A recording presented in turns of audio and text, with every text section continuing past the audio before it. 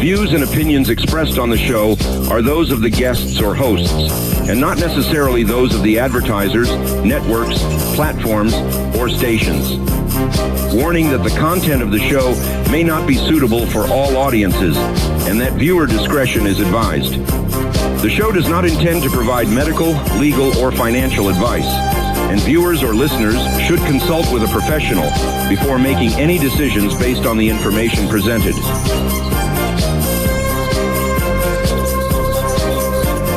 Welcome back, everybody, to yet another edition of the Vixen'S Vault. Today's date is June the 18th, 2025. I'd like to welcome you all to the show. I am your hostess, the Wiccan Vixen. With me this evening, I have several that are joining. Let's see, I've got the Dav. Good evening. I have got Mark Edworthy. Mark, I was talking about you on Censorship Sucks. Okay. It was a compliment. I will tell you. I was just saying how Roger brutalizes the crap out of you. Hey, Nancy. Hey, yes, Nancy. my love. Yes. Hey, do I not show up as DK on your screen? Do I still show up as not. the Dave? You do. You do I on show up mine. as DK for everyone else. I'm not sure what's up there. You do here, so that's all that counts. Hang on. And wait. And Jack Carey, I have Jack again tonight. This is like becoming a thing. Hey, Jack. Hello, everybody. How you doing, Nancy? I'm doing good. And I know Roger's there. I can see him texting from the other room. Roger, get your butt in here. I need you to harass Mark, please. That would just make my week. It would really make my week. Well, welcome everybody to the show. And actually, as Mark was bringing it on the air, I was explaining to my wonderful co-hosts tonight about the weird things going on in my house. And I will tell you guys, this house that I'm in, it is an older house. It was built in the 1940s. It has a long history. Not exactly a pleasant one, like everybody thought I was absolutely nuts moving in here. Because initially when it was built as a whorehouse for the local politicians. Not joking. And then it was converted to an assisted living facility for the mentally unstable and criminally insane. So it was a health facility. So it was, people definitely died here. No two ways about that. And it definitely had its interesting ups and downs. We'll put it that way.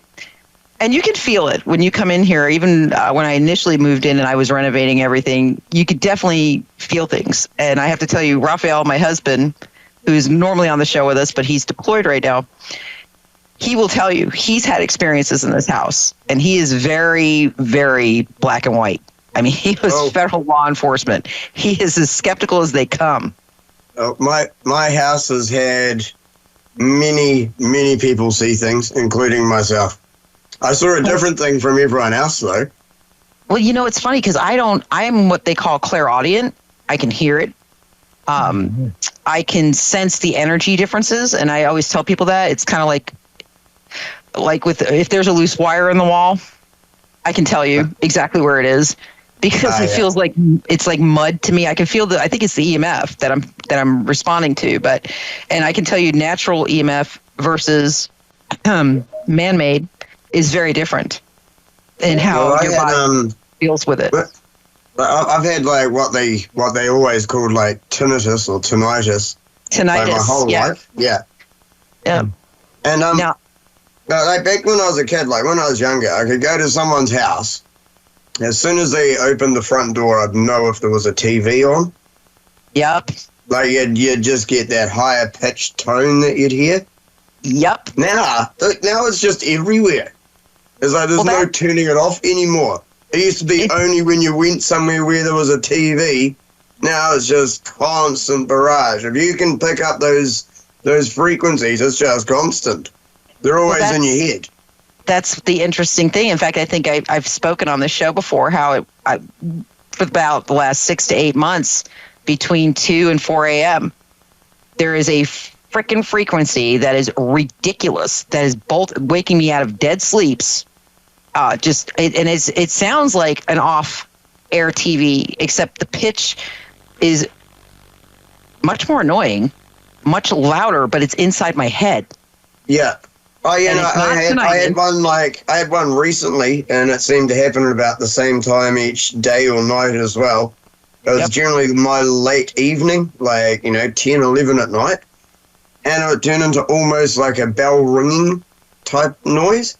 So when I was listening to shit, it would almost echo like a bell every time I was listening to anything. It was like it was like the same time for like a few hours for about a week or two. That was annoying because it wasn't something I was used to. It wasn't a normal one. It wasn't just like the constant thing. Yeah, it's been every night, and it has not let up. And in fact, it made me, look at the 5G cell towers that are up near me and wonder again, because I get that same pitch when I drive by it too close.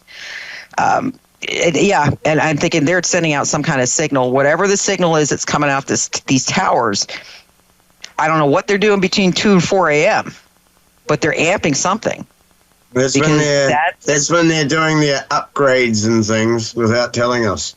I don't know what they're doing, but I just know it will drive you absolutely freaking mad. Or maybe it's the time of the day when they download all the information back to their central data storage.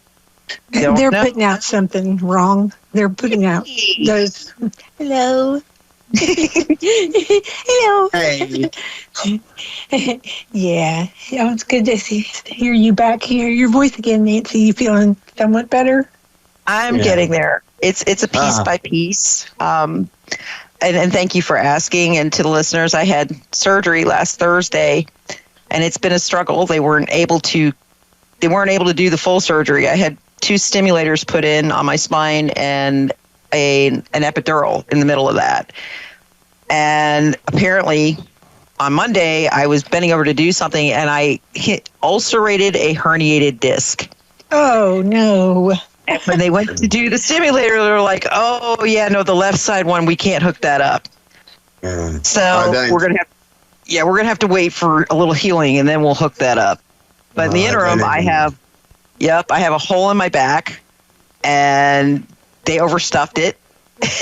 It's like couldn't sleep the night after the surgery because if I laid down, I felt like my spine was gonna break in half, and I could feel the pressure in my ears. So you don't want a hole in your spine. Plus, it'd be open to like infection.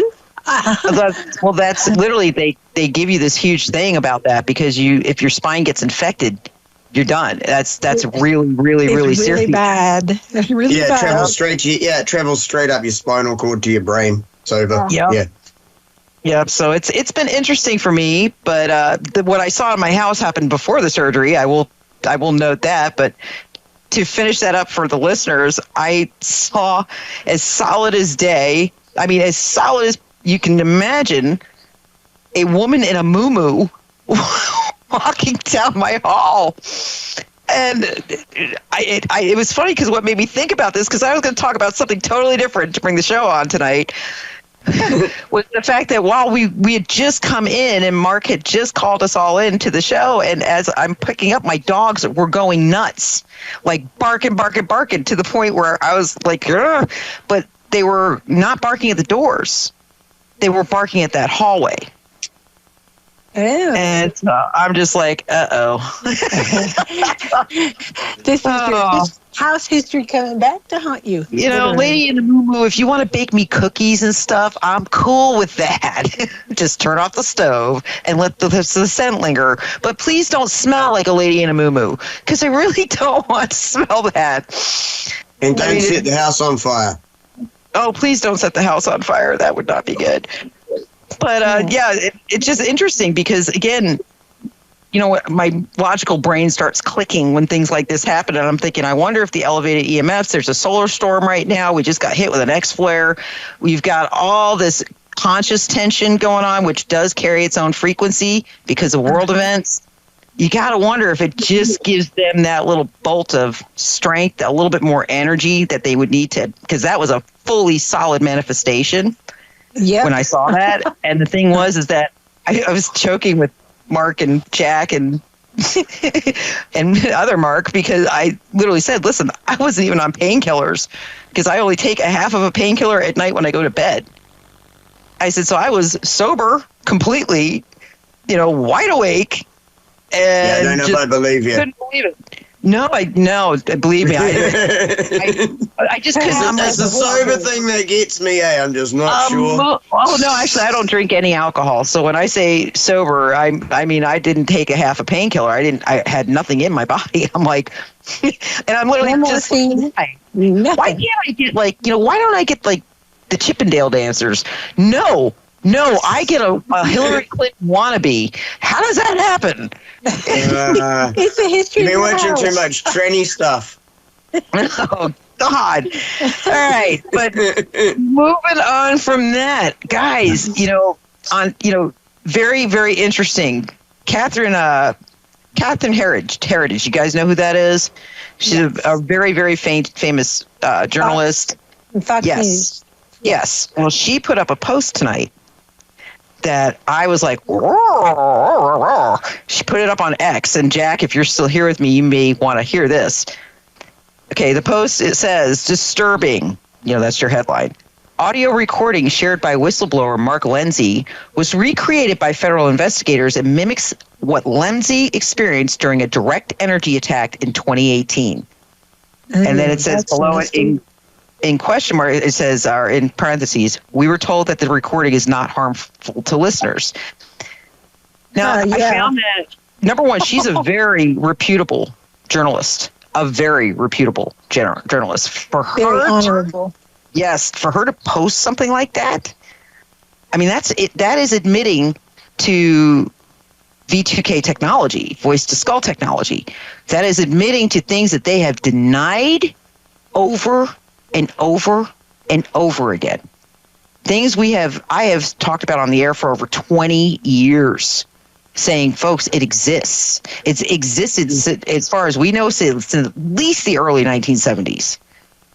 Let's not jump to conclusions. Jumping to conclusions. I don't know, Mark. This coupled with the fact that they confirmed Havana syndrome was a directed energy weapon. And Christy Noem had an issue that yesterday as well. They thought maybe she had, they brought up the word Havana syndrome. I don't know whether she did or not, but. I think officially the release statement said that it was an allergic reaction. Okay. But with their official statements, I take that with a grain of salt because 99.9% of the time they're not true. And it's like they're just giving you a storyline because they don't want the public panicking, asking questions. It's just, no.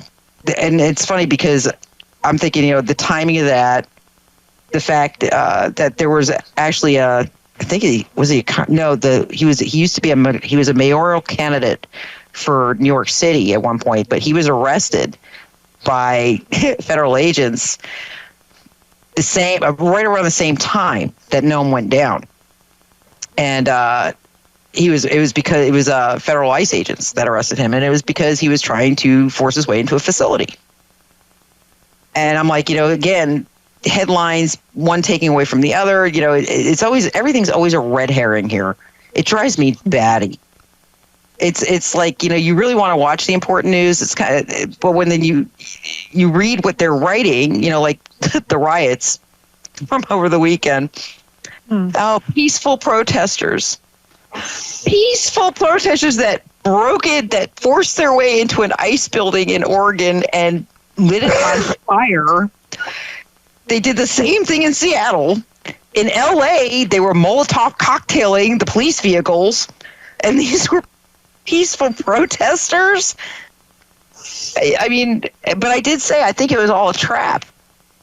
I was like, I think, these people are just so stupid. They don't think in any dimension besides, their nose.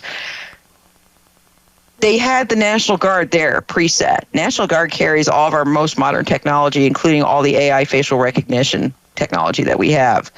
They had a full 3 to 4 days to set up that technology in every area they could possibly imagine these protesters were going to be in. And most of this this technology is capable of, especially with the AI incorporated, it can literally reconstruct your face right through a face mask without a problem. So, right. And I think some of the protesters knew, because I know they were distributing bionic face masks to try to prevent being identified. It's not even just that anymore, as they can actually distinguish people by their gait, like by the way they walk. Yep. So covering your face isn't even enough anymore. They've got like eye recognition, gait, gait recognition. The facial recognition is like insane. That's just old. Like, the facial recognition is old. That's why they gave everyone masks, to see if they could actually still identify people while they were wearing masks. Well, they were distributing bionic masks, which are the ones that actually block out the electronic. Now, they had some glasses like that for a while too. There was some glasses that had an LED like in the center of the glasses, and whatever frequency it projected out at, it stopped them from doing the facial recognition, but it doesn't stop the gait recognition. No. But what I found interesting, and this should have scared these idiots, the guys who were distributing the bionic face masks, because that actually at a protest is illegal. So they were arresting them. I mean, they weren't arresting them at the protest. They were arresting them at home, which means they knew. They absolutely had a list of people and what they were going to be doing, because the federal agents were waiting for them at their homes when they got back. Multiple arrests made for that. Did you see the helicopters flying over, taunting them? Going, I see who you are. I'm going to be at your house at 5 a.m. Yeah, I see who you are. Don't try and hide. Well, it's not just that, but you know. Does it really matter these days, all the facial and ID recognition? Everybody carries a phone. Everybody carries a phone on them. That always carries an IMAC address or an IMCE. And if the authorities wanted to know, they can just find out from there. No, it's a bigger problem than that, Mark. Right now, we have over 2.9 million with an M illegals in this country who are not documented. So in other words, I'm not talking. Yeah, they've all got phones. Hey, hang on. Yeah, I get you. They've got phones, but they're not registered to anyone. Right. In other words, they didn't come in. Okay. They didn't come in. They did not come in. All right. So what the U.S. was doing under Biden is we had that policy where, okay, come over the border, just check in. You know, basically, and we'll give you $5,000 on a Visa card. We will give you a 5-star hotel room. We will give you airfare or bus fare to the city of your choice within the continental United States, and you get free health care. Okay, so most people who came across the border, well, truly, most people that came across the border illegally checked in because, hey, why not, right? It's on, the taxpayer's dollar. And by the way, that $5,000 stipend was per month. Just going to let you know that. It's actually even more than that in some cases. I think in the UK, it's something like, I think at the moment, it's something like £1.6 billion per year, the legal immigration issue is costing us. Well, my point is we're aware of 2.9 million of these people who came across within the last 2 to 3 years who did not check in. Oh, here's another crazy thing. My country only had 5 million people. I'm in New Zealand. So we had 5 million people. And I've heard that in the last 4 years, our population could have grown to as much as 7 million. But I can't find any actual data. It's all just hearsay. There's nothing that shows what our population is right now. Okay, so you that is a scary thought. How often does Australia or New Zealand have a census? Once every 10 years? I think it's like every 4 or 5 or something. Okay. UK. I mean, I know I didn't fill out the last one. Because the last one was they were going on. No, the last one they were going on about co-flu stuff and all that crap. And I was like, yeah. So I was just anti it. So no, man. Going back to the point. The point is that 2.7 to 2.9 million unidentified aliens. The only reason you wouldn't check in is if you don't want us to know you're here. If you don't want us to know you're here, especially if we're being friendly and giving you money and hotels and everything else to be here, if you don't want us to know you're here, you're most likely up to no good. How many do you think are there? Like, of these, like, illegals, refugees, immigrants, whichever term you want to give it, how many do you think have turned up in America since, we'll just say since the start of 2020?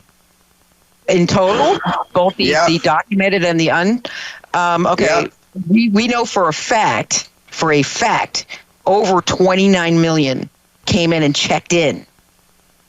All right, they're not here legally, but they checked in. So we were supplying money and everything else to them, and that's the only reason they checked in. Because they don't go to their court dates or their check-ins or anything like that after the fact. They just take the money and run, and we keep paying them. Well, it depends. It's like if they get caught for something. See, that was another wee loophole during the 2020 Summer of Love. Was if you got caught for a crime and there was bail posted and some group would raise bail for all of them. Mm-hmm. If they appeared at court, they were the ones who collected the money themselves. It didn't go back to who posted it. Correct. And they didn't get, you're supposed to, if in the United States, if you're in here, legally or illegally, honestly, and you're not a citizen, if you get arrested for, depending on the crime, number one, you're not supposed to be released. Okay. You're supposed to be detained until your trial. Number two, once that occurs, you are to be deported. Because you have now committed, especially if it's a felony. I mean, if it's a misdemeanor, they won't do that. But a felony offense, abso-freaking-lutely, bye-bye. Well, and that's correct. I mean, it should be. None of this is happening in sanctuary cities. So that's what you've got to take into account. Like, different states happening trying to make different states trying to make different laws going, it's okay, they can come here, and then going, oh, we can't look after them all, give us more funding. Well, California is synonymous with that, but I can tell you that, I mean, my point being is that technology deployed, because a lot of those people, again, they're up to no good. They stir problems. They're paid. I mean, Soros has been known to pay them to agitate. But they think that wearing a mask over their face. How do you think they're encouraging digital ID? So we've created such a big problem. Now you want all of them to be tracked. Hey, guess what? Now we'll track you as well. Yep. Well, that's what I mean. You got to be very careful about how you push these things. That was the Patriot Act and the NDAA. I mean, we literally 9/11 sold us to the devil. And I'm not. I mean, right now, like your digital passport or whatever. Because Trump's been going on about the digital passport, recently. This is a new thing. This isn't everything else. If he's going on about it, that's how we can track all the illegals. So that's how you're going to track every single person. Actually, with our digital passports, we already have real ID here in the States. You can't get on a plane. So you're already, if you've got a digital passport, you're already part of the problem. I'm talking in the UK. In the UK, it is it's not necessary to carry any ID on you at all. Oh no, here you have it is in New Zealand, but there are specific difference. There are. Actually, sorry, no, it's not. No, it's not. No, it's not. It's not legal to carry ID unless you're driving. If you're driving, you're supposed to have ID. With exceptions, but if you're just walking down the street, you don't have to carry ID. No. Oh no! Here you have to be able to produce ID if you are asked by law enforcement. Although in New Zealand, you just have to give your name, date of birth, and address. I think, are the 3 legal requirements. You don't actually have to have ID. If the officer's got suspicion of a crime. That's right. In the UK, you can't. I don't even think we've got that cover.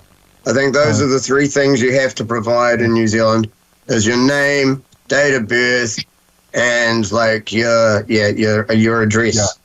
Like I said, here they have. I mean, don't get me wrong. I've said some nasty things to cops when I've been drinking when they've asked me that, and I've ended up walking away and not giving any of it. Oh, guys, break. I got to take us out to our first break of the evening. Sorry about that. I didn't mean to cut you off. Hang in there, folks. We shall return with the Vixen's Vault in just a few minutes. In the early hours after the tsunami, it was ham radio that was on the air, saving lives. When Florida was ripped by hurricanes, the hams were there. In the critical moments after the attack of 9/11, it was the hams who coordinated emergency messages. When disasters strike, the hams are ready. Ham radio works when other communications don't. To learn how you can become a ham radio operator, call the ARRL, the National Association for Amateur Radio, at 1-800-326-3942.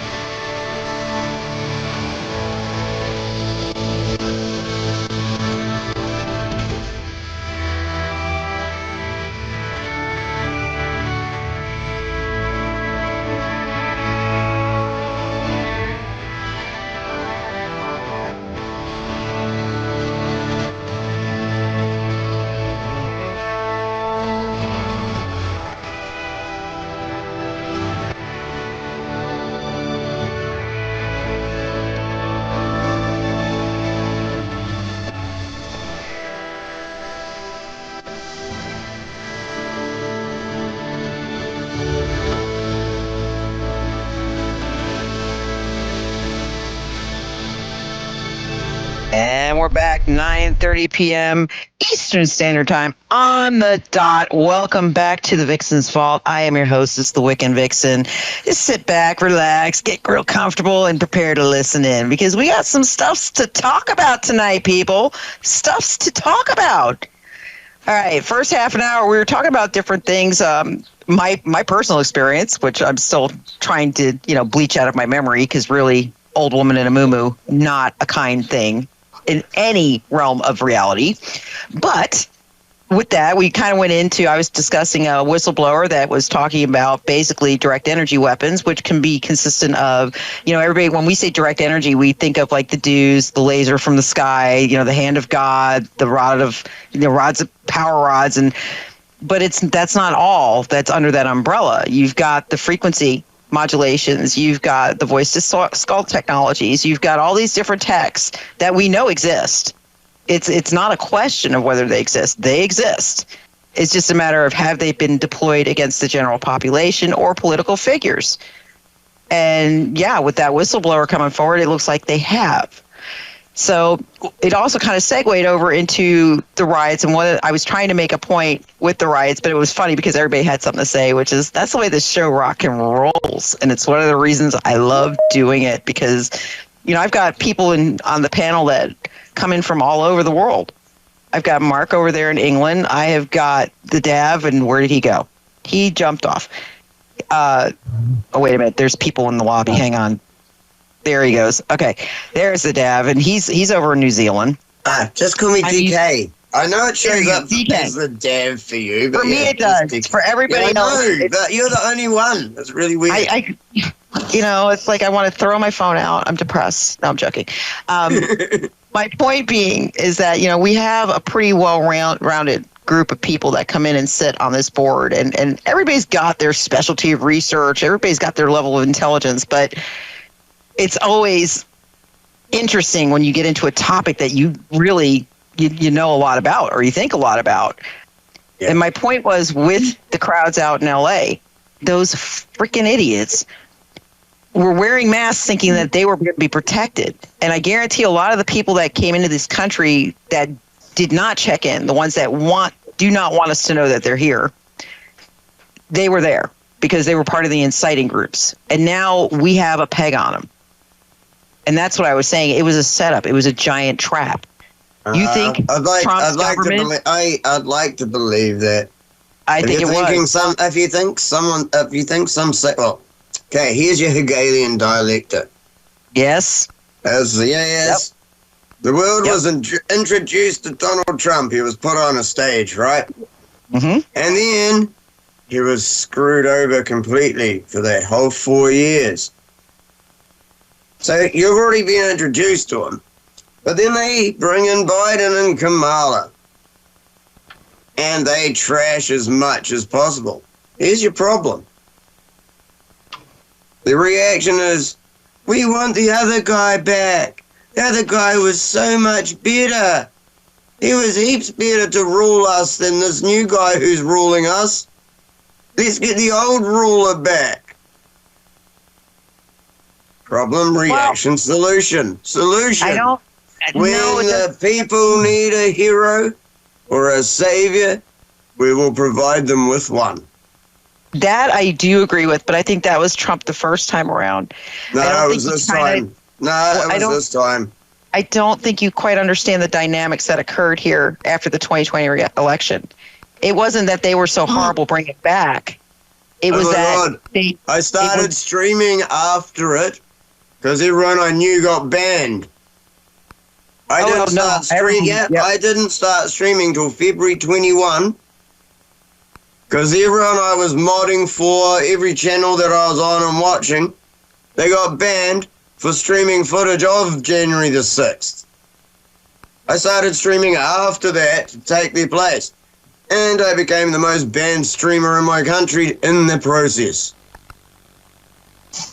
Well, like I said, I mean, I am a Trumper, and I actually participated in some of his campaigning.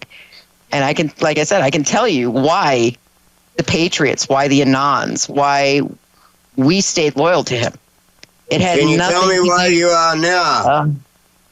when he's backpedaling on one of his biggest promises. He's not backpedaling. He's not doing anything yet. He keeps threatening and then stopping. Yeah, but that's, again, that should... Yeah, all right, yeah. That's what I said. Although America and the UK have both participated in shooting down Iranian missiles once they're in the air to prevent them reaching Israel, because Israel's Iron Dome obviously isn't as good as they said it was. Oh, and also because Israel is refusing to let us evacuate our citizens. That went public yesterday, that Mike Huckabee and Bibi Netanyahu... Say that again? Israel is refusing to allow the United States to evacuate their citizens. No, that's not true. They're only refusing to allow Jews and Israelis to evacuate. No, they're not everyone else. The U.S. No, that's incorrect. They have the recording of Mike Huckabee and Bibi Netanyahu getting into a knockdown, drag-out fight over there because Bibi Netanyahu is refusing to accommodate the evacuation of American citizens. Why would he do that?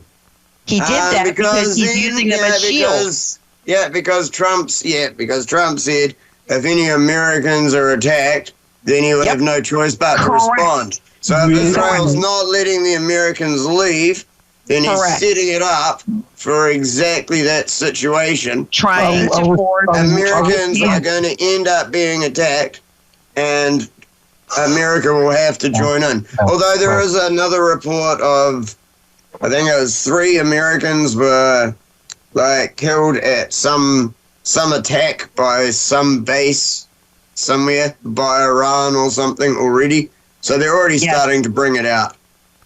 Yep. And let alone the Democrat politicians and things that were assassinated, Well, they are supposed to be doing that.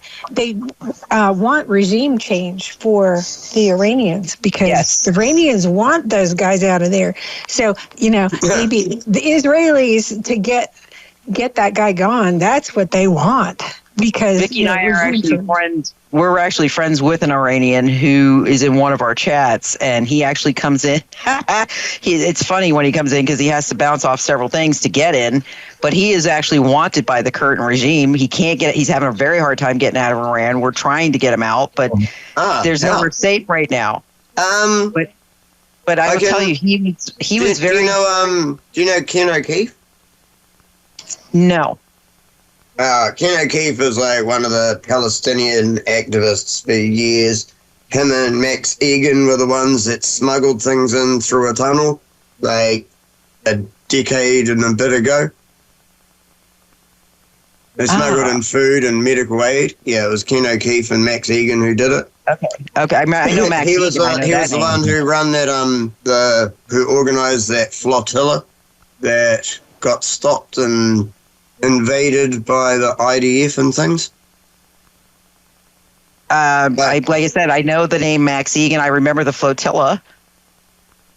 Max Egan wasn't on the flotilla. That was Ken O'Keefe. What was it? Marty Marborough or something like that. I don't think I'm quite saying it right. Or something like that.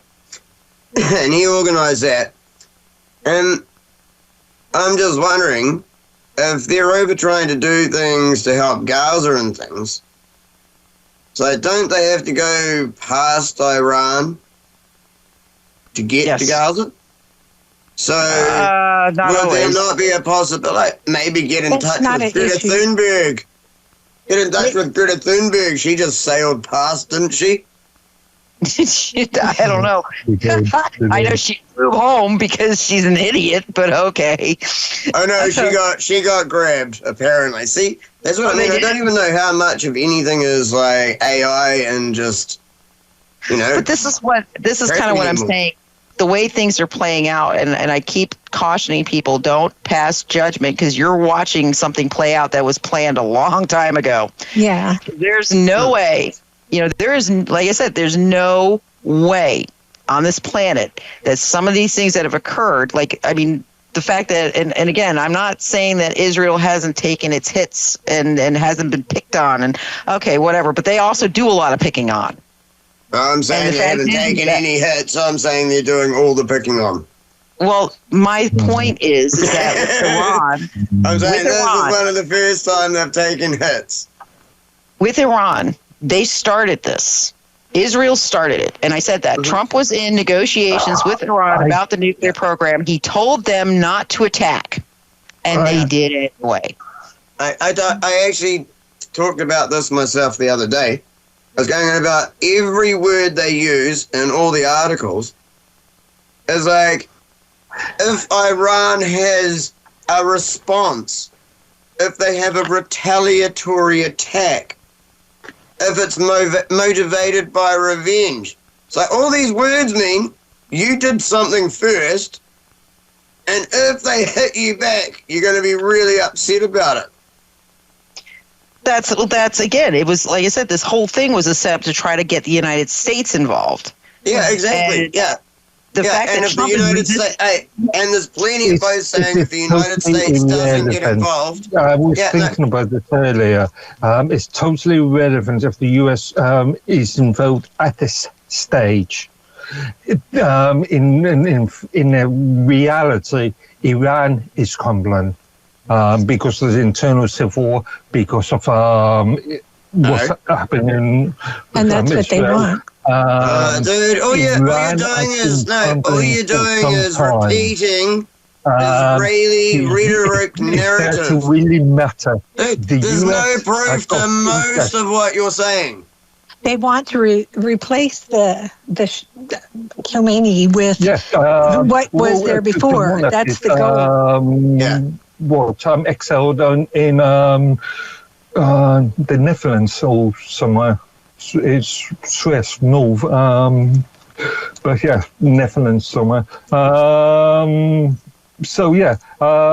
It is in the interest. What I find the funniest, it is in the interest of the US to join now, to act as so-called blue caps, to act as their own UN in that area, a mediator. But I will say, Mark. They're not, though. They're pro-Israel. They already want to take out Palestine and make everyone They joined they didn't have anything to do with that. In the last couple of days, and this Trump war said it completely. A good year now. If we were I could argue it goes a lot further back. But anyway, sorry. That has been completely sidetracked. Do you want to get back to your main topic, Nancy? We could do that. I mean, we could carry on about this for the whole rest of the show, but I know it will get heated. So it will. People will start getting angry because they're going to actually be for one side or another, and people will actually start getting angry. And I'm kind of. I don't know. I mean, it's up to you. We can carry on, or we can get back to your Project Looking Glass.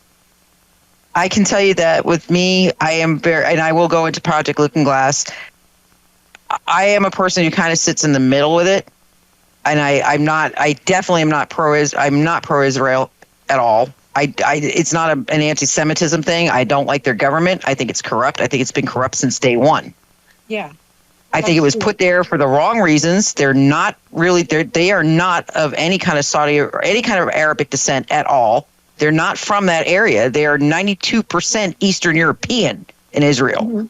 So so they're not really Jewish. I mean, they're not true Jewish. Yeah. And it's not supposed to be it's not supposed to be a religious state. Israel is supposed to be, that's not their government setup. Right. So, to play I've always argued I think it was 1957 or something, the rule on the UN's rule on what is, if Israel is, if Judaism is a religion or a race, Christian. It was governed under UN convention, I think in 1957. Well, I can tell you, like I said, it's the problem we have, Mark, is that you have a country that was set up because of what happened during World War II. And actually, it pre-existed that. The plan was there. I'm thinking Balfour Treaty, 1912. Yeah, the plan was there. The Balfour Agreement was from the 1920s.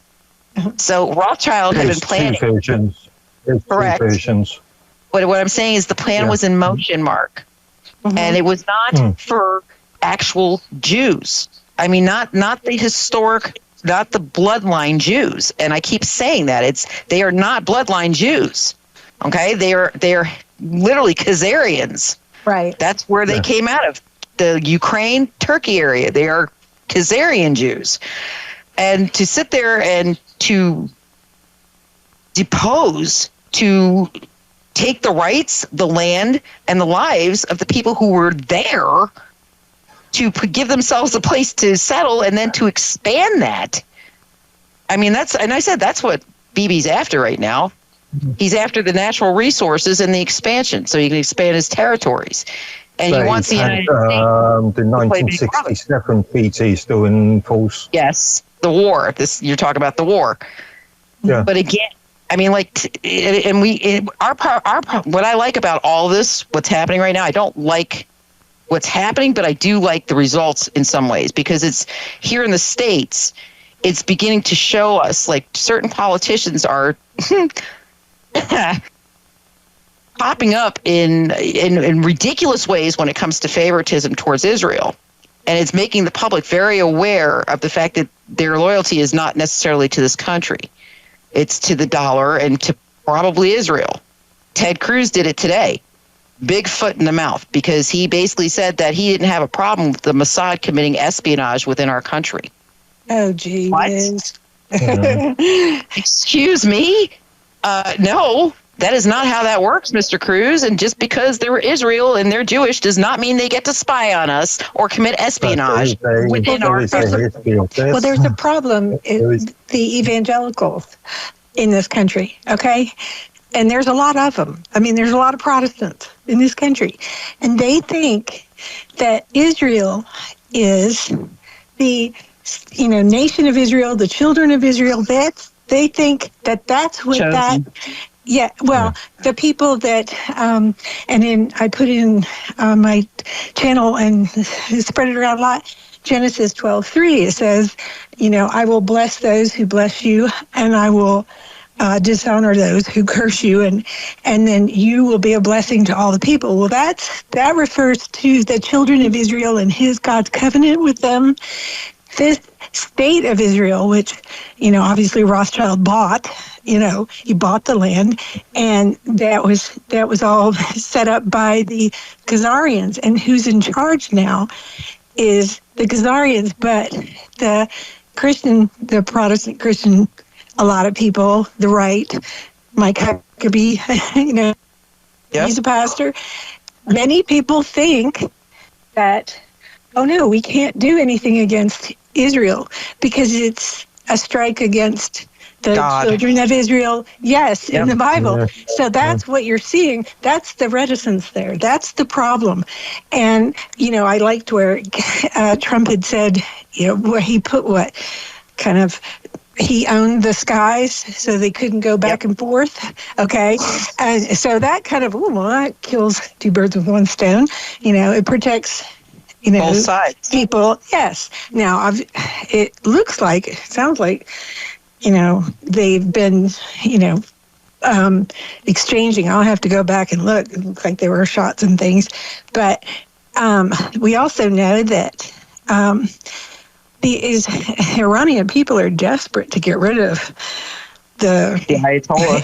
The Ayatollah, and they want the Shah back. And they've already Trump has already talked to, who is it, the king, the prince, whoever's going to take the Shah's place or in charge, and he's on board. I mean, when they commit their next coup and put their Zionist leaders in charge of another country. Actually, what they think is they're going to do something to us. That's exactly what they've done everywhere. Like, come on. Hold on. They're going to out themselves. Go ahead, Vic. The thinking is that, because Bibi said, and the next is New York. New York heads up. That means Israel's about to attack New York. Well, it means that it's the same thing as what happened in 11. Bibi's warning you, he's the one doing it. Let her finish. Go ahead, Vicki. But they're outing themselves. See, Trump doesn't have to do it. They're going to show in their whole, that it's the Israelis doing it to us, because you realize all of our people don't know what they did to us on 9/11. They don't know who's behind all this. They don't know what they did with us with the Kennedy assassination. I mean, the USS Liberty. Yeah. Right. Yep. Oh, I posted that the other day. The Nimitz is over there. I'm like, oh, look, it's the USS Liberty all over again. Dude, someone posted that on my Telegram channel today. It's like, they're sending it over there. Is this so they can sink it? Because it's supposed to be decommissioned next year. Exactly. Exactly. Yeah, no, dude, my comment was, are they going to claim insurance on it? Does Silverstein own it? Does Silverstein own it? If people who know will get the joke. Yes. Yep, but I mean, but like I said, I think for those of us who are sitting back going, there's no way this was not absolutely planned. Number one, Trump, if it was any other president in power, any other president, because he is like the only president I can tell you very clearly is not deep state. Yes. Any other president in power would have already nuked Iran. Reagan They would have 100%. They probably would have invaded. They would have waited till like the retaliation. They would have waited till right now, and then they need public support.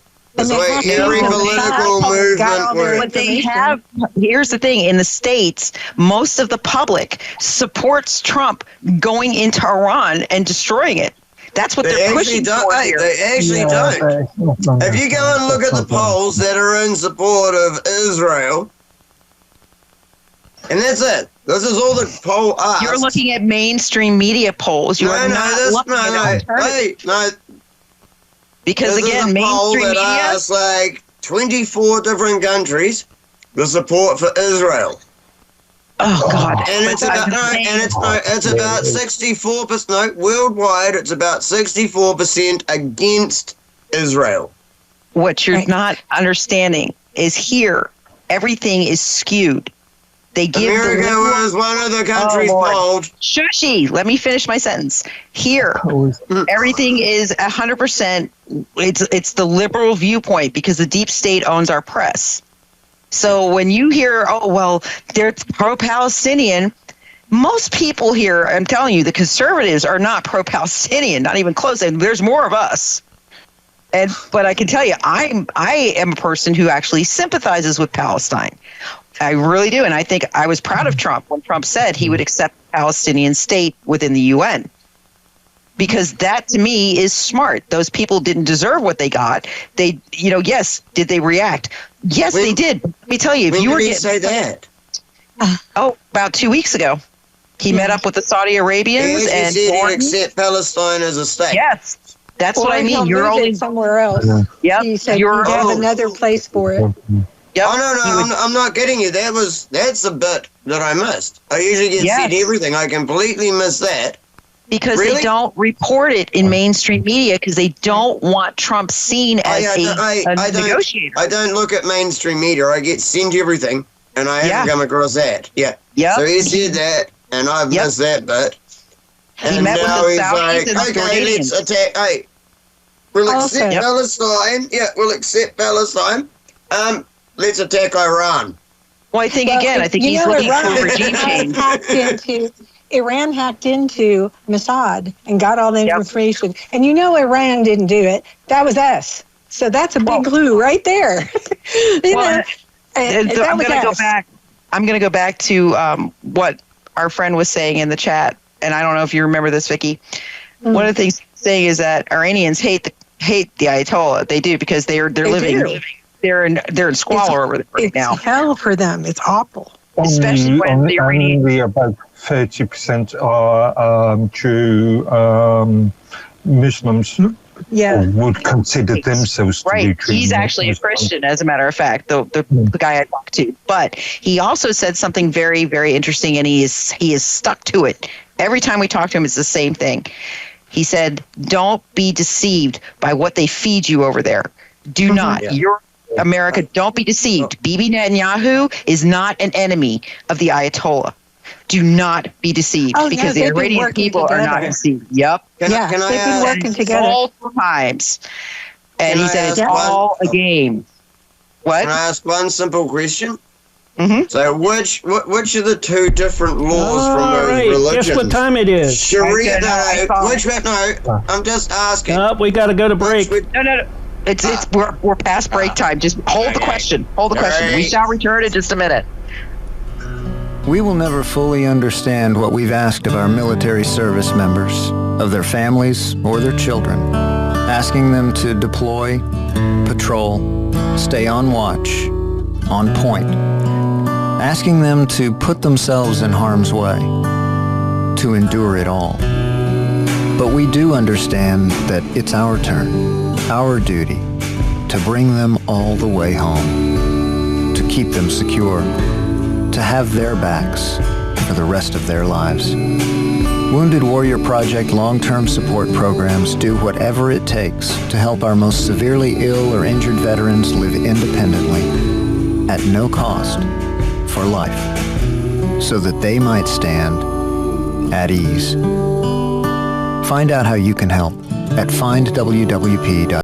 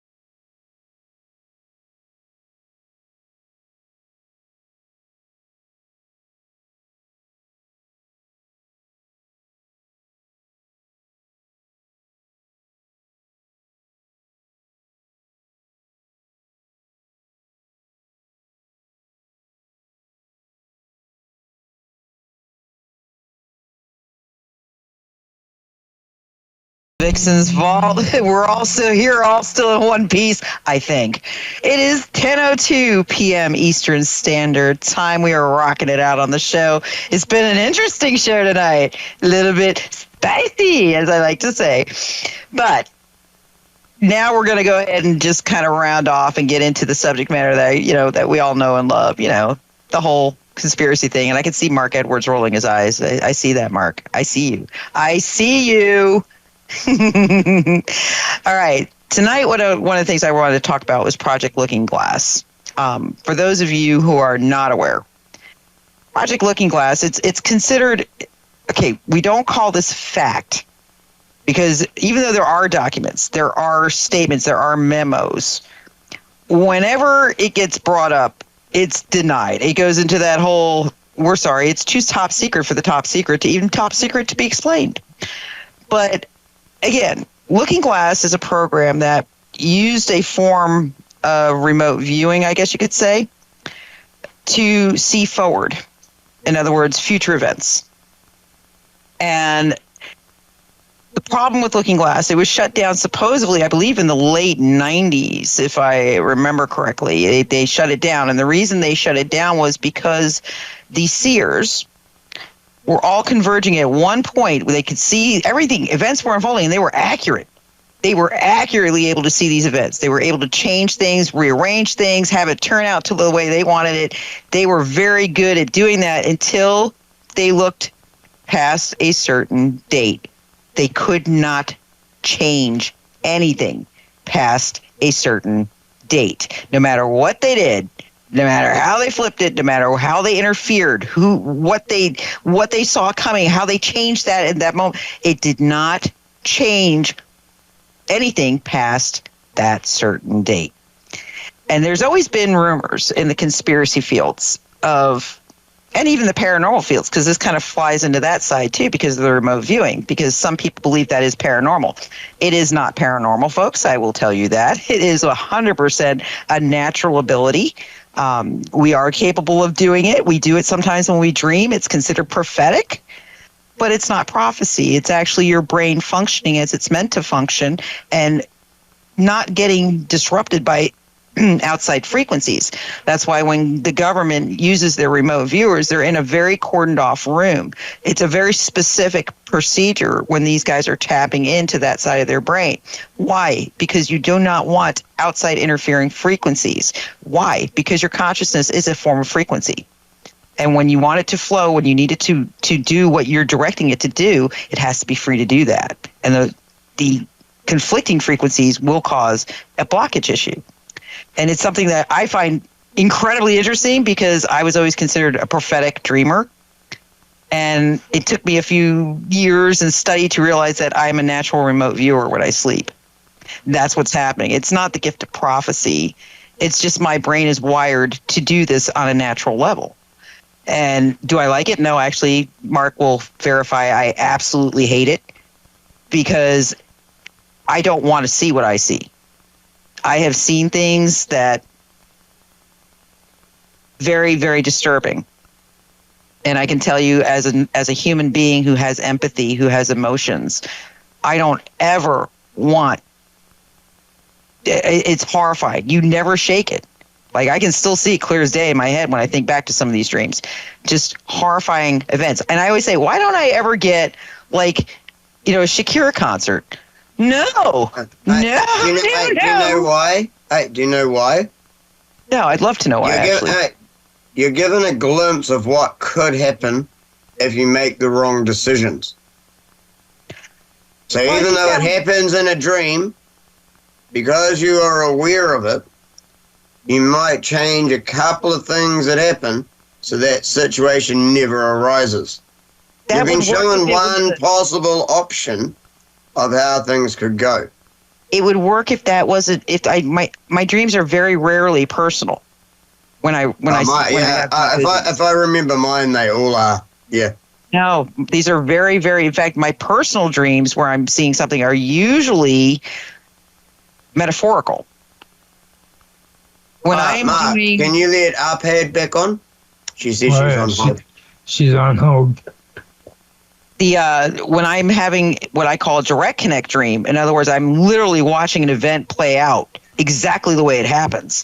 They are always world events. They are always world events. It is never a personal dream when I'm seeing it play out moment by moment. And I got to tell you, it's horrific. I've seen a school shooting in detail, even described the inside of the building, who was shot, the smell of the blood, the smell of the weapon discharging. It was so vivid. I will never be able to wash that out of my mind. Yeah. Hurricane Katrina, as vivid as you could ever possibly imagine. I mean, volcanic eruptions. I dreamt of one in Sumatra where I was literally below the volcano when I let go, and I was inhaling the pyroclastic flow. And I could feel my lungs, like my husband thought I was going to die because when I stopped breathing. So that's what I'm saying when I say they're incredibly vivid. I always say it's like something on crack. It's everything's brighter and smells stronger and is louder. I had that happen on mushrooms once. So the thing that I saw happening was basically me and my mate were basically about to get invaded and people were going to turn up and kill us. And there was almost no way out. Basically, I saw no way out. And I ended up stopping breathing. And he called an ambulance. Yep. As soon as the ambulance turned up, I snapped out of the bad trip. Because that was obviously one of the options that didn't lead to that event happening. Yep.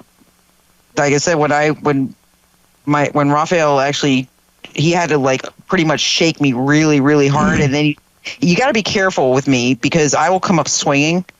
If you pull me out of a dream like that, I will come up swinging. I do have an exit strategy for those dreams. I lucidly allow myself out, but he was panicking because I had stopped breathing. So he brings me out. He said, when I woke up, it was like somebody coming back to life. The really deep, full inhale, and I kept saying to him, my lungs are on fire. My lungs are on fire. So it was that real to me. And it makes you, I said, when you've had these experiences and it's that real and all of your senses are affected, it's one of those things where you have to begin to explore the fact that, your consciousness is an energy. Is your energy actually present at that location? And these events were always future events. They were 2 days. It's always a 2-day window with me. Okay. So literally, it just really makes you question a lot of things. It got me researching anatomy. It got me researching so many things to try to figure out what is going on and why. Because I don't look at it as spiritual at all. And I'm a very spiritual person. But I don't see it as spiritual. I see it 100% as genetics. And most likely something within the human, not just genome, within our actual build that we have, it's been shut down by thousands of years of repression, intentional repression. So, I said that the church, different religions, there's reasons they don't want you doing certain things. There's reasons they condemned prophets that weren't, blessed by them and called them witches. There's reasons they did certain things. Because what did that do? It caused people to intentionally repress those gifts because they were terrified of dying. So, you do that multiple generations, and those gifts become dormant. See, that's the thing that I have a problem with. If anyone truly believes in what they believe, why should they have a fear of death? That's because some religions, again, I guess, all right, this is how I explain it. No, because the only reason you have fear of death is because you have fear of not living up to your religion's expectations. And you might not get to the good place, you might go to the bad place. Yes, but most religions That's the only reason you have fear, dude. Most religions live by what you believe, if you live by what you believe and you believe after here is better, What have you got to fear? Because most religions pound into you that you have to be 100% perfect unless you've I think the Catholic Church was freaking genius. It was the best freaking spy setup on the planet. You have to confess your sins. And by the way, or pay us a tithe to be forgiven. Yeah. I mean, so it was genius because climb out on the corner, do 100 rosaries or whatever. Oh yeah, but now we have all your sins. Yeah. So it's like, they're gone, sweet as greatest blackmail plan on the planet in history. Yeah. Yeah, you do know what potential is, right? Not the greatest. DK, you know what potential is, right? Potential is. Okay, you know what potential is, Nancy, don't you? Yes, sir. Okay, so this is really what it comes down to. If it's about your potential and how far you're able to freaking comprehend things. Okay, and when you're connected. Okay, you're connected through what they call the cosmic weave or the cosmic egg, and it goes to the axis mundi. And that's the center. That's where everything is at.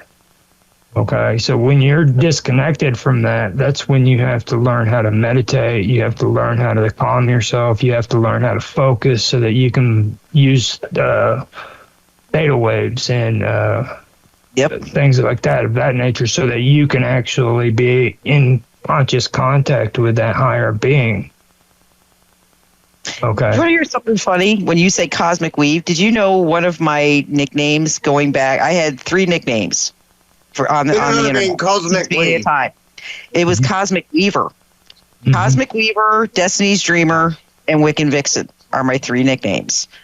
And Cosmic Weaver is one I did because of my dreams.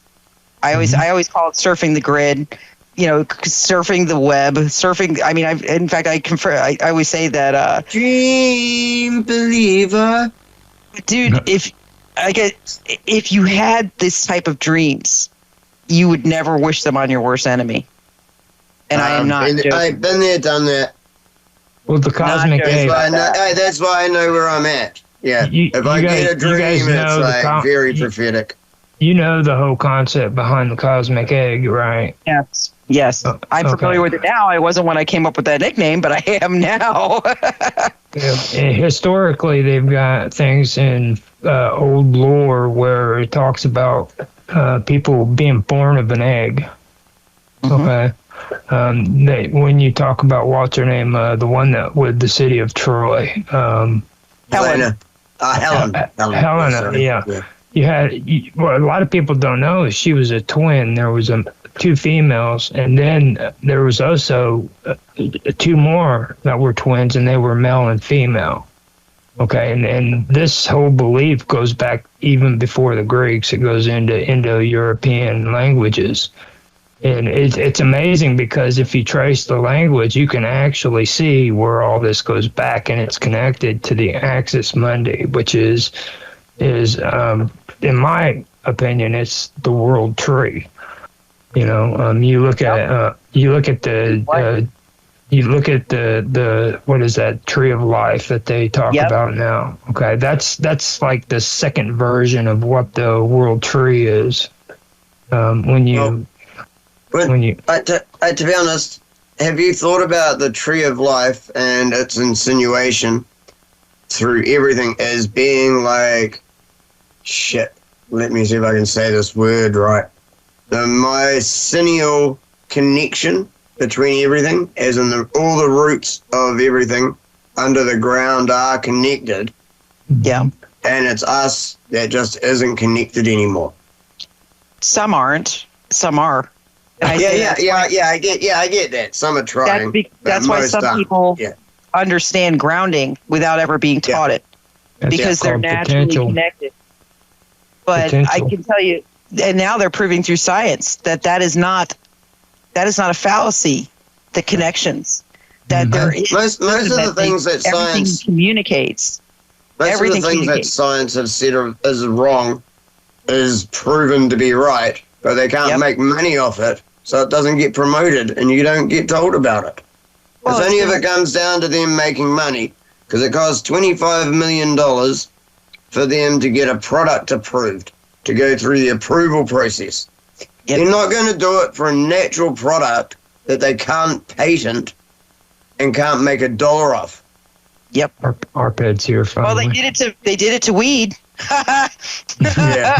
Yeah, but see, now it's regulated and it has to go through a lab, and it's actually put a lot of the illegal dealers out of action because it costs hundreds of thousands of dollars to set it up legally. I always said most of them are doing it on small scale. They always said they would legalize weed when they could control it. They will legalize it when they can control it. I always said that. And what do you think? They spray on it when it goes to a lab. I would never buy pharmaceutical weed. No. Last week, you know why I don't think like all that for is because like last week, Vicky was on and she was explaining what ARPAD was talking about, and it was pretty fascinating because it kind of goes along with what I was doing research on.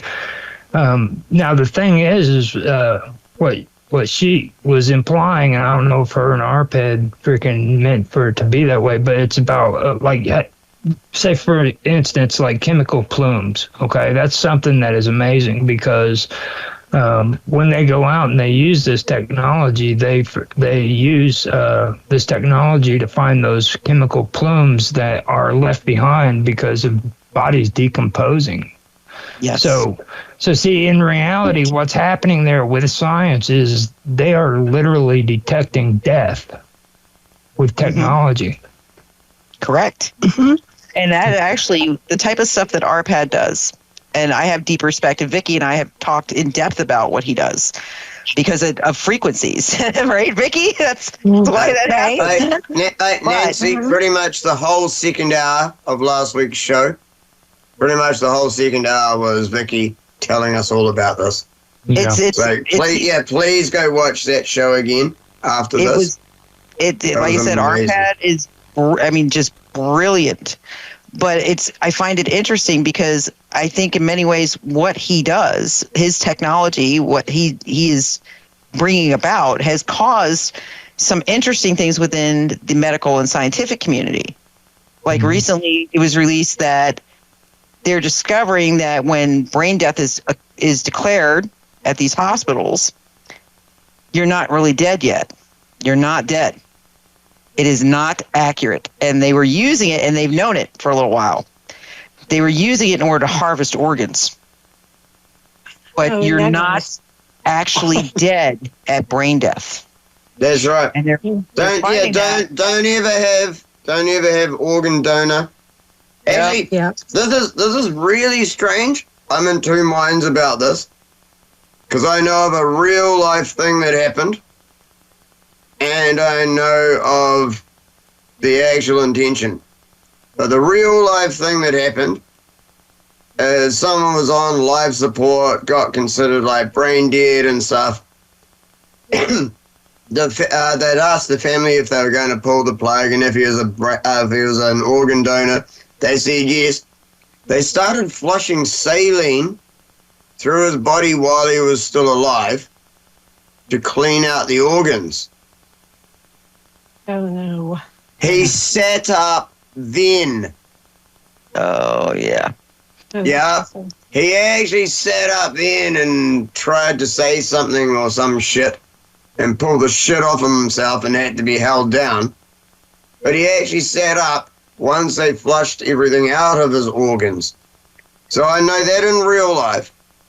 But I also know the fact that if you're got organ donor written down, they try less hard to save your life because the organs are worth tens of thousands of dollars. Yep. So that's what I mean. I've seen both on this. I have a real life experience. This happened to one of my mates the night before my birthday. 2 nights before my birthday. Night before my birthday, and he was on his way to my house. 2 of them in the car. So the next day, it must have been 2 nights because it was a whole day of everyone stressing. And on my birthday, I used to buy a keg every year, And I'm like, I'm not buying a cake. There's nothing to celebrate. So at 11 in the morning, get a phone call. Dude, he just set up. Like, yeah, keg on. Now we got something to really celebrate. But like I said, I'm of the opinion that, number one, organ donation should not be a for-profit business, period. 100%.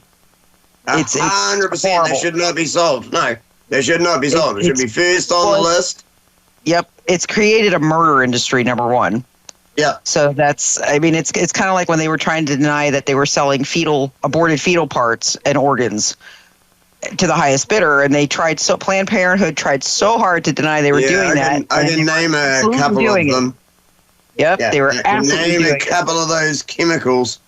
Now, before the show stops, can I ask Vicky a question? Yes. Yeah. Okay, now, Vicky, I've actually been checking into this stuff, and I am completely amazed. And there's only one thing that I want you, or maybe Arpad, to answer, okay? Okay. Now, with this technology, I know the implications of it. And the only thing I want to know is, did Arpad or anybody that he's associated with that was on the project create a fart machine? A what? No. A fart machine, dude. I mean, seriously, dude, there is no way, if I was there, that there would not be a freaking fart machine, because this thing, literally, there's a non-violent crowd dispersal method. Shoot a fart machine down the street. There goes the crowd. He already gets called the wizard, the warlock. They accuse him of being, a junk scientist, a mad scientist. So anything that goes like that, no.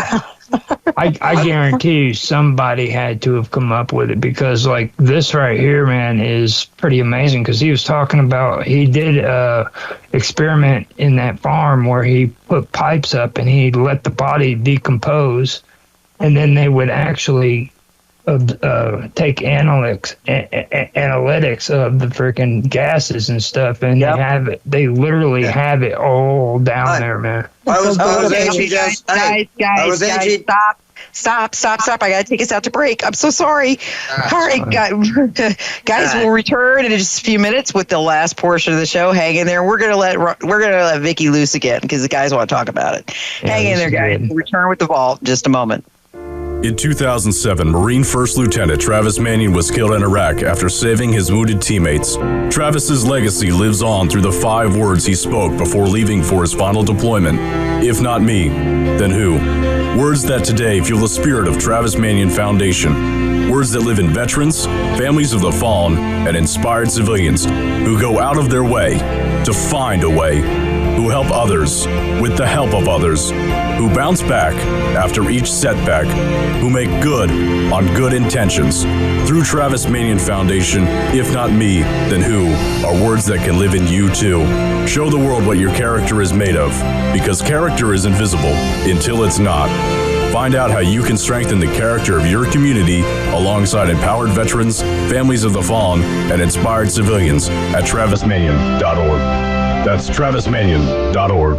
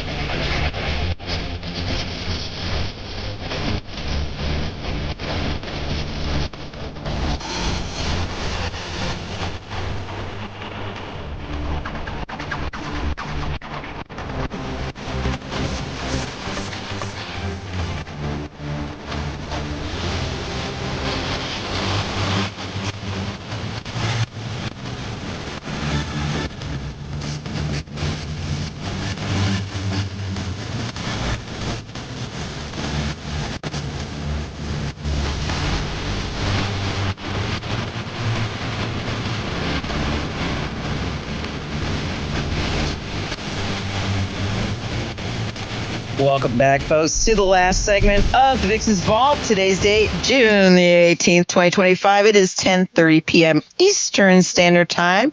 Welcome back to our living room, our round table, well, it's not Camelot. Can tell you that. Definitely not Camelot.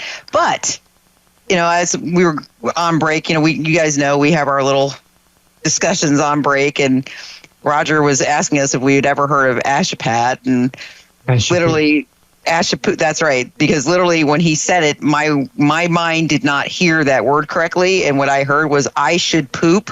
Yes. And I'm like, literally, I'm sitting there thinking, why did he just randomly say I should poop? What? Then he was going into the explanation of that, what that was. Some things in private break should stay in private break.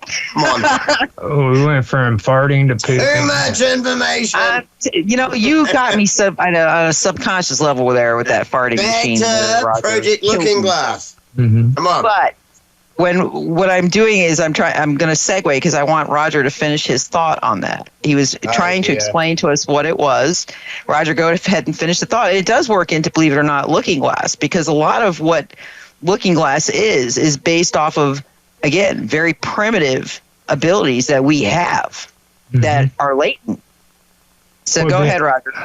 The Ashapu were Babylonian priests. They were what they refer to now as ritual specialists, and they were exorcist priests. And they were their job was to take care of people who had omens on them, or they cursed, or was sick, and everything. So the baptism, which is in a lot of these religions, goes back to the Ashapu, who practice that in their religion. And you can see it in other parts of other religions as well, especially the Greco-Roman cults. And all of this has to do with the fact that the church, even though they practice pagan rituals, they still want to denounce the paganism and say that it's bad and it's horrible. They vilified their gods and deities, which if you look at the history, none of these supposed demons were actually evil at all. And the ones that they claim are evil, a lot of them didn't even exist. But the whole thing of it goes back to the primordial. And that's where you were getting into. And that is where the roots, where you're talking about being connected, comes from. And that's down in the lower parts of what would be the Axis Mundi. That's the primordial state where the roots grow down. And it feeds off of hardship, strife, sacrifice, things of that nature. Well, I find it interesting because it does wrap up into Looking Glass. And I say that because, again, Looking Glass is remote viewing. The key to remote viewing is basically your connectivity and your ability to accurately do what we call surf the grid. And when I say surf the grid, again, we're going to go back to the tree of life. We're going to go back to that discussion and think about it. You need to really stop and think, because they have proven that everything communicates. Plants communicate with the trees communicate with the water. It all has a form of communication. And they're beginning to understand that, not because they can understand the language, because they can see the patterns. Now, if everything communicates, all life, anything that carries life, has life, or can be considered life on this planet communicates, and we can't communicate with it, what does that tell you? That tells you we have been disconnected. How and why? Because that grid is a powerful, powerful information source. It's a powerful, powerful means of connecting to everything. And when you connect to everything, you lose fear. Earlier, DK made a very good point about fear and how it is probably the most destructive force on the planet. Why? Because humans, we have what's called they call it the OODA loop, but we have what's called a fight or flight reaction to fear. It brain freezes us. In other words, we can't think straight, we can't feel correctly, we do not react correctly. We literally become walking degenerates when we're afraid. Can I elaborate on what I said? Sure. Thank you. See, Are you No, just a cigarette. Tobacco. I was going to say... Yeah, a leather tobacco pouch. Yeah, I roll tobacco. Yeah, one of my mates made me a leather tobacco pouch. Yeah, anyway, it's, don't sidetrack me like that right as I'm about to speak on something. I had a fear reaction. I'm just going to put that out there. But yeah, so, well, that's it. See, like, my slogan, my catchphrase, if you will, is much love, no fear. Yep. But there's a reason for it. It's like much love for people. And yeah, don't get me wrong. There's people out there who prove you wrong. You go out there to help everyone. You give everyone a chance. They fuck you over, it's like fuck them. Damn it. Yeah, sorry. Yeah. I'm sorry, that's the first time. That's the first time in 3 shows. Damn it. Good going. Good going. It was a double. It was a double. Damn it. Yeah, I know, but it's the first time in 3 shows. It's all good. Mark will edit. Mark will edit. Yeah, so like we get pulled into this existence of you're supposed to be scared of everything. Mm-hmm. So everything is supposed to be fear. Everything that you see on a screen is trying to scare you and mold your behavior. They're trying to see who is going to stand up and who is just going to comply. They've been doing this for years. It didn't just start with the last magical pandemic. This has been going on for years. Yep. They started trying to push the equality thing when I was at high school in the 90s. In New Zealand. So it actually had to take a while before it started gaining traction anywhere else, before they tried it here.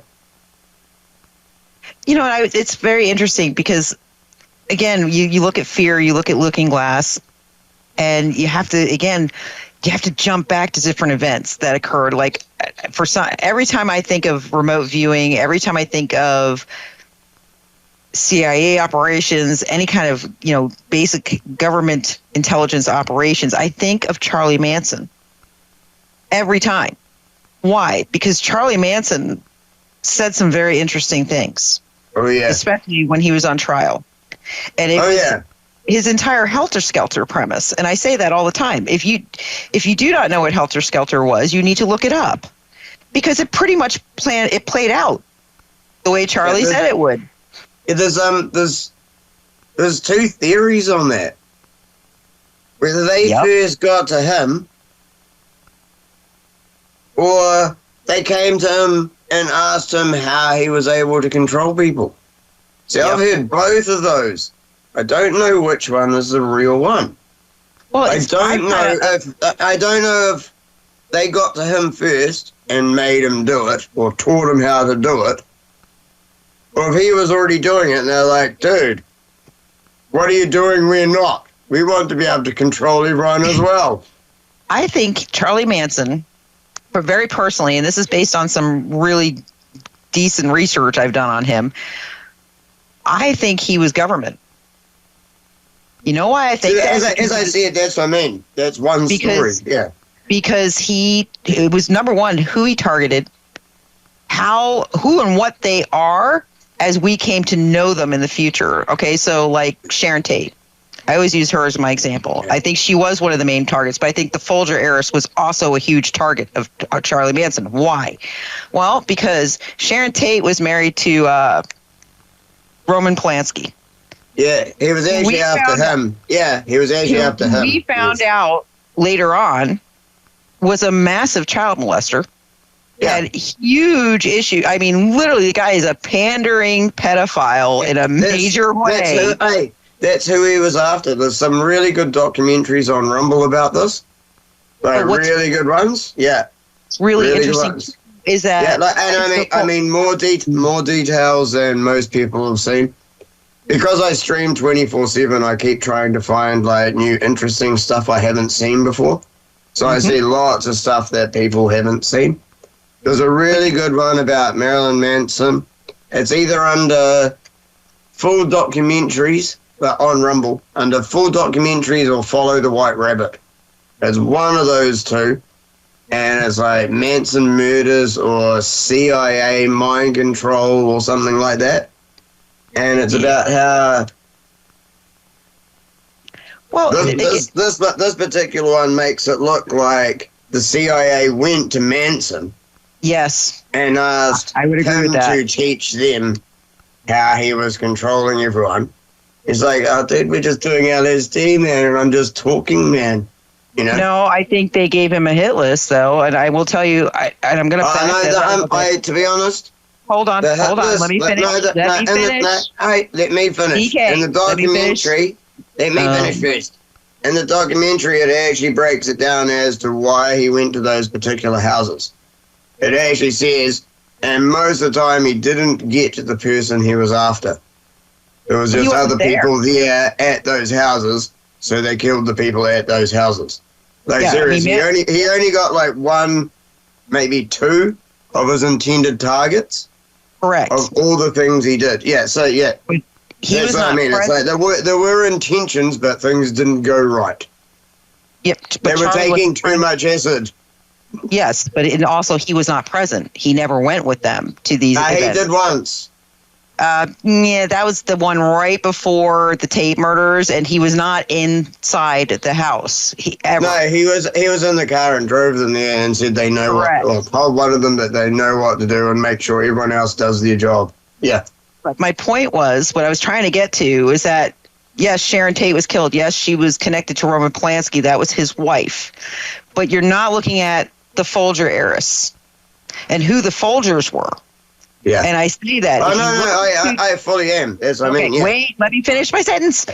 If you look into the Folgers, you're going to find out that they are also tied to human trafficking and pedophilia in a major way. So, again, you've got two strong connections to that type of lifestyle. So you can see a targeting zone. And not only that, but I always say that I'm telling you, Charlie Manson was CIA because I don't think he was ever kept in a prison long term. I think if somebody wanted an interview, they brought him in. Why do I think that? Because every picture you see of Charlie Manson, you see that swastika. The swastika that he carved into his forehead. But did you ever notice that the swastika faces different directions? I didn't. I was thinking that was just people like mirroring the footage to avoid copyright. Nope. Go look it up. The swastika changes position, changes directions on multiple occasions. It depends on your belief. Now, the original swastika that was believed by the Buddhist and the Hindu actually goes the opposite direction. No, Roger, I'm talking about the one that Charlie carved into his forehead. Well, I'm saying the thing. That's what the original one is. Which way do the hooks go? Do the hooks go? Like when Sometimes the lines go out straight, do they go anti-clockwise? Yep. Yeah, left or right, clockwise or anti-clockwise. Yeah, you can't change that in your forehead. No, which way do they go in the legit version? So you're saying that it was actually? I'm asking. Hold up, I'm talking to. Yeah, but which way do they go in the legit version? Left or right? I believe they go to the left. To the left. Yeah, the left. Now, are you saying that literally on his head that they were turning? No, I'm saying that if you look at the pictures, videos. Oh, if you look at pictures and videos, you'll see sometimes he's got them facing to the right, sometimes they're facing to the left. No, and they're not in the same position as what you're saying. Most people do not notice that, but if you go back and you pull up the images, you will see it, and it's like, oh, come on, man. Come on. So it's just done with Indian ink for the camera. I don't. A day or two, so it's faded out halfway, looks the right color. Oh, yeah, it's interview day. I found the name of that baptism ritual that the Mesopotamians used. It was called Maklu. It was the final ceremony. It was the final ceremony act involved the inflicted person undergoing a ritual washing at dawn. And then the priest would utter a blind incantation that reinforced the identity of the initiate and cloak them in protective language, ending with the phrase, "May nobody know you." That's pretty cool. That's actually really cool. I like that. Believe it or not, I mean, it's, again, that's actually interesting, because when I compare it to like baptism per se, in some ways it's when they do baptize a child, especially again in the Catholic religion, they are kind of saying, "May nobody know your soul but God." Mm-hmm. That's kind of what that infers. You're cleansing the original sin. You're giving them a fresh slate, but their soul is God's now. It's actually kind of making me a little uncomfortable as I'm speaking, as I'm talking about it, because I'm like, but It's supposed to be a linguistic barrier of concealment that's supposed to serve as both a spiritual and magical shield. Because the water would bind the frequency. Remember how many times have I said it to you, Roger? There's a reason there are spells. There's a reason that religions chant. There's a reason that they pray. There's a reason that exorcism is performed in certain languages at certain pitches. There's a reason why they took down all the large bells around the world. Yep, it's about the frequency. And why there's not many giant organs left anymore. Purification rites is what they really sticks out to me. They were healing frequencies. That's why they got rid of them, so that they can now charge us to heal us. Well, that's also why which really only makes us sicker. I can tell you they used to music before. I want to say, I think it was late 1920s, early 1930s. Music was always at 432 hertz. It was later than that, but yes. Then it changed when they went to radio, when they started using radio and they started broadcasting music on radio, they changed the frequency of the music.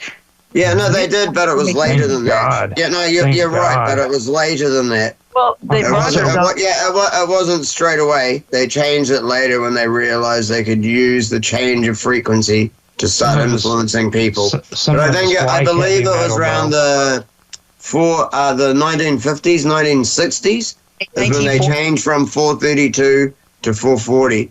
And then they digitally remastered everything in like the 90s, 2000s, and now everything is in the wrong frequency. Originally for radio, guys. Hold on, DK. Originally for radio, when the first radio signals went out, it was at 24 hertz. Then it went to 32. Now the standard is 44.1, and for digital, it's 320 hertz. When did it go to 44? 44.1 hertz has been there since probably the 60s. And that was the standard for FM radio. That's what I said. The 60s, when they went to 440. Yeah, but everybody didn't catch up until probably they went to 440 70s on that, though. 60s. Before that, it was in 432. Now they're trying to make everything discordant, and it's no longer healing frequencies for any of us. And that is what is played constantly on every radio by every musician everywhere. Everything is recorded in that discordant to our body's frequency. It's called Orphic hymns. But it really messes with us. I don't think people understand how much it messes with your neurology. It messes with your anatomy. It messes with so many things. It's not funny. It's all carried with hidden meanings and stuff. Like when you go to church and you listen to people singing hymns, that's actually supposed to do something for you. Okay. It's supposed to be because it's like chanting at a certain pitch, which most people don't do because most people don't sing at the top of their lungs anymore. They're scared to. See? More fear. If you're not afraid to if you're afraid to actually sing, you're probably afraid to do almost anything else. And see, it's supposed to be a magical speech. Back in the ancient it's days, not. It's just the it's a magical speech. To be able to raise your voice. It's the way you do your tone. It's the way you do. There's old magical incantations where you have to say it in a certain way, because if you don't say it right, then the incantation wouldn't work. Will not work. They call it that. A lot of people who do the translations try and sing. Let's see how this goes. Oh no! Because I got to start closing the show out. Just one quick first sentence, first line. Amazing. All right, and we're not going to take and be doing that because that is probably copywritten too. DK. Yeah, you can't get in trouble for that. You can get in trouble for that. I was already doing that. Okay, we just created a immense fear amongst my listeners. All right, guys. I was just saying, let's see if I could sing. It's the first song that sprung to mind. All right, guys, we got to start closing out the show. I'm getting limited here on time. Vicky, tell everybody where they can find you, my love. You can find me on Telegram at For Such a Time as This, and on X at Booklander at 62. All right, Mark.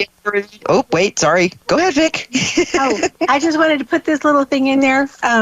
A friend of mine told me about sheets that are linen sheets that have a frequency of 500. It's supposed to be very healing. You can look it up, help you sleep and everything. So I bought some, and they're on my bed, and they work. So I'm just putting it out there for people.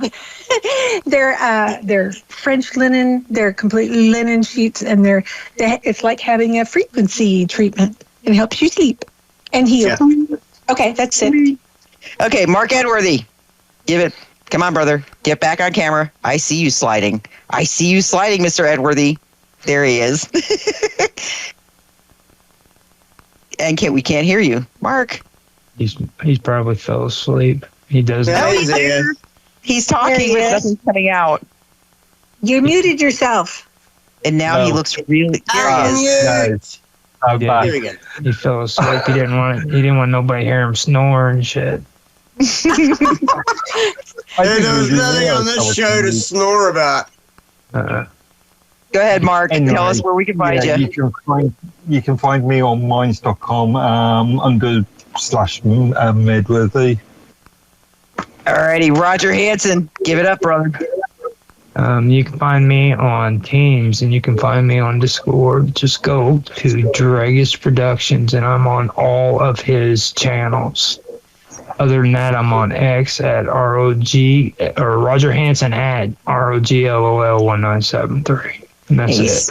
I don't care about nothing. You don't care about nothing? Nothing. LOL at the end? LOL1973.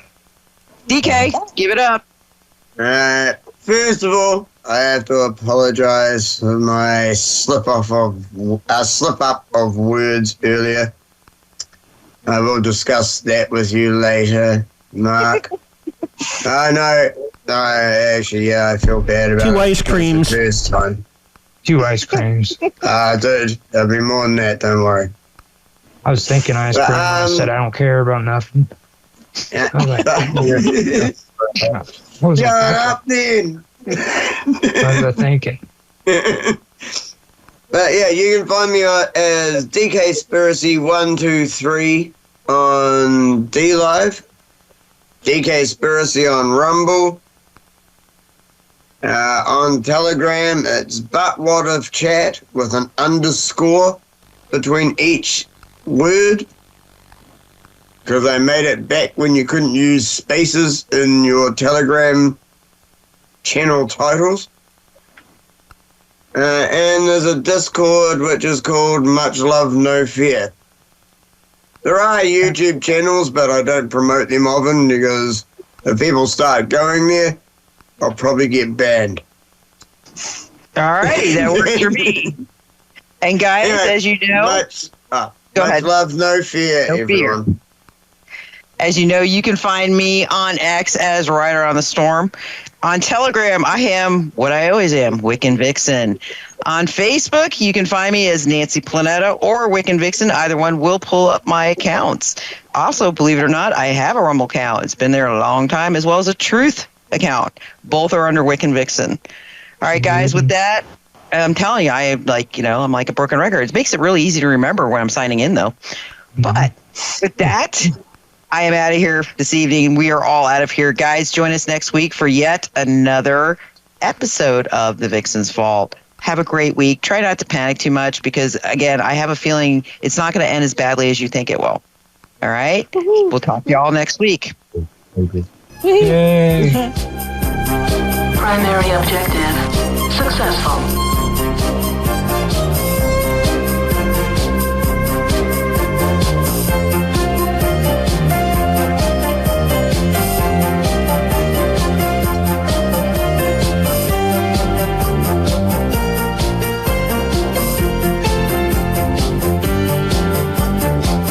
Shutdown sequence initiated.